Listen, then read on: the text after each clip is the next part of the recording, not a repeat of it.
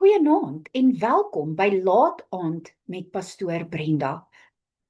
Aan die einde van die dag waar ons net vir 'n paar minute stil word by die Here, ons harte voor hom bring en onthou dat hy nog steeds naby is.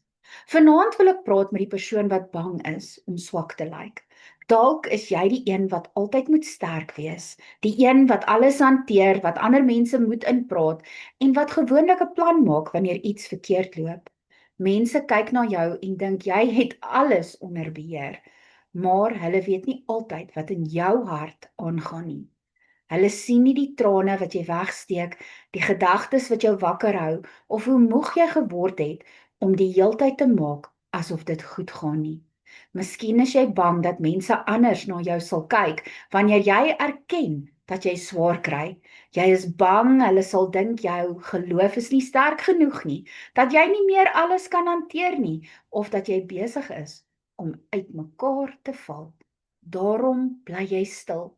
Jy glimlag wanneer jy eintlik wil huil.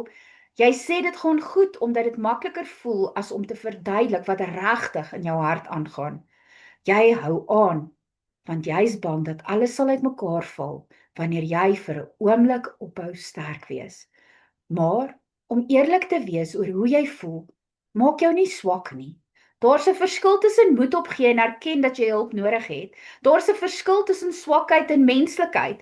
In 2 Korintiërs 12 vers 9 sê die Here: "My genade is vir jou genoeg, want my krag kom juis tot volle werking wanneer jy swak is." Dit beteken nie God wil hê jy moet swak bly nie. Dit beteken dat jy nie altyd uit jou eie krag hoef te leef nie. Wanneer jou krag min raak, is God se krag nog steeds genoeg. Jy hoef nie eers alles reg te kry voordat jy na hom toe kom nie. Jy hoef nie jou trane af te vee en jou hart bymekaar te kry voordat jy bid nie. Jy mag net soos jy is voor die Here kom en sê: "Papa Vader, ek is moeg.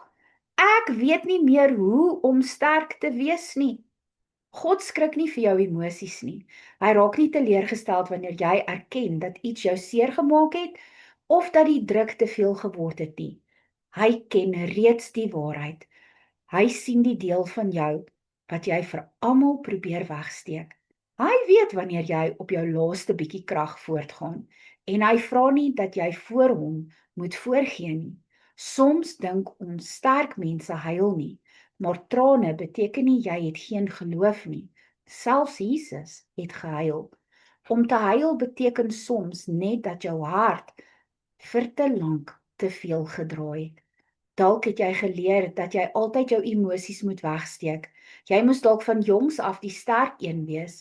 Miskien was daar nie ruimte vir jou gevoelens nie en het jy gewoond geraak daaraan om alles alleen te hanteer.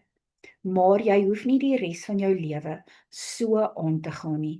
God stuur ook mense oor ons pad wat saam met ons kan bid, luister en help dra. Dit is nie 'n teken van swakheid om iemand wat jou vertrou te vertel dat dit nie goed gaan nie. Dit verg eintlik moed om eerlik te wees. Jy hoef nie vir almal alles te vertel nie. Wysheid is steeds nodig, maar moenie jou hart so toesluit dat niemand ooit naby genoeg kan kom om jou te ondersteun nie.